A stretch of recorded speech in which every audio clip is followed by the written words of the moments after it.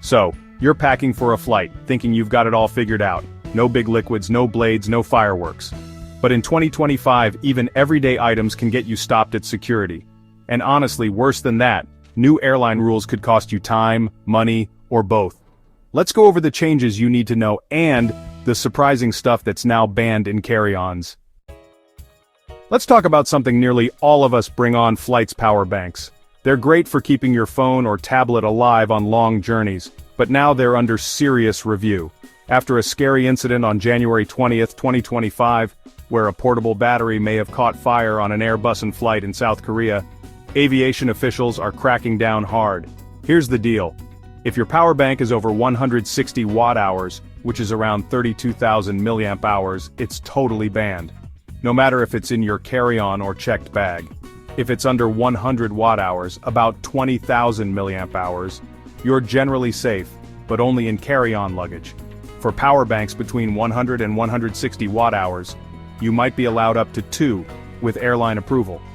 Never ever put any power bank in your checked luggage. Why?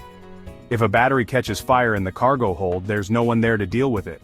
Even approved batteries can be dangerous, like in the South Korea incident. The plane hadn't even taken off yet, and they still had to evacuate. So, always check your power bank's capacity and double-check your airline's policy before packing. This isn't just a rule, it's a safety requirement that's being taken very seriously in 2025. Smart luggage is super convenient. It charges your devices and can even track your location. But in 2025, it might get you turned away at the airport if it has a battery that you can't remove. Yep, that's the rule now. If the built-in battery can't be taken out, airlines might reject the entire suitcase. So, if you're bringing smart luggage, check to see if the power source is removable. If it's not, you'll need a different bag, or be ready to spend money at the airport buying one. You may have heard that some airports in the UK started loosening the 311 liquid rule, you know, the one that limits liquids to 100 milliliters per container in a clear resealable bag. Sounds like a dream, right? No more tiny bottles, but hold on, this change isn't happening everywhere. As of June 2024, 6 UK airports, including London City, Aberdeen and Newcastle, have gone back to the old rules because of security concerns. That means even if you flew into the UK with large containers, you might not be allowed to fly back out with them. Across the rest of Europe, it's the same story. The EU planned to ease liquid restrictions by mid-2024 using upgraded scanners. But the tech didn't perform well enough, so they hit pause. So for now, all EU airports are sticking with the 100 milliliter limit. Bottom line, the liquid rule from 2006 is still here in 2025. Until every airport upgrades its equipment, expect the same restrictions, especially for international travel. If you're flying with low-cost airlines in Europe like Ryanair, EasyJet, or Wizz Air, you'll want to check their updated baggage policies. Many of these carriers have reduced the size of carry-on bags that are free. If your bag is too big, you'll have to pay, either for a bigger carry-on or to check it in. So your options are, bring a smaller bag or pay extra, sometimes a lot more. And these fees are sneaky.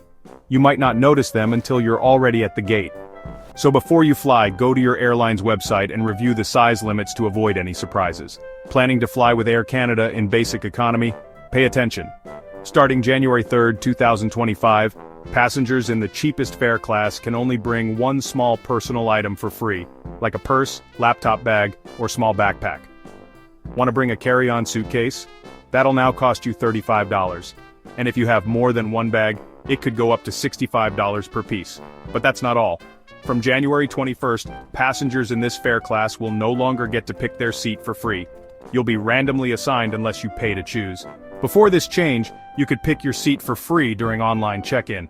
Not anymore. So if you're flying with Air Canada on a budget, be ready to either pay more or accept a middle seat and travel light. Now let's talk about things that could get your bag flagged, even though they seem harmless. We all know the basics. No big bottles of liquids, no knives, no explosives. But here are some surprising things that could cause problems at airport security. Sharp tools and blades, multi-tools, axes, knives, screwdrivers, drills, and even large pliers are usually banned in carry-ons. Even scissors longer than 4 inches or about 10 centimeters might not be allowed. If it's sharp or could be used as a weapon, check it in. Weapons and weapon-like items, real guns, ammo, stun guns, tasers, all banned in carry-on bags, Even fake weapons like toy guns or replica swords can get you stopped. TSA and airport staff don't play around when it comes to anything that looks dangerous. Explosives or flammables, fireworks, gas canisters, lighter fluids, certain aerosols, all banned. Even strong cleaning chemicals can be flagged as dangerous. Surprising everyday items that get flagged. Ready for some of the strange stuff people get stopped for? Here are items that might seem totally normal, but could still get confiscated. 1. Mercury thermometers. These can leak dangerous mercury if broken. Only digital or alcohol-based thermometers are allowed. 2. Tent poles and camping stakes. Going camping? Your gear could be seen as a potential weapon. Tent poles and stakes must go in checked luggage. 3. Multi-tools with blades. Even if it's tiny, if there's a blade, it's likely banned in carry-ons. Some airlines don't allow them at all, blade or not. 4. Toy weapons. Foam swords, toy guns, even if obviously fake, are a no-go. Security doesn't want to take risks or guess what's real. 5. Sports equipment. Baseball bats, golf clubs, hockey sticks, lacrosse sticks, banned from carry-ons. These are all considered possible weapons. 6. Powders over 12 ounces or 350 milliliters. Baby powder, baking mixes, protein powder. Anything powdery in large amounts can raise suspicion.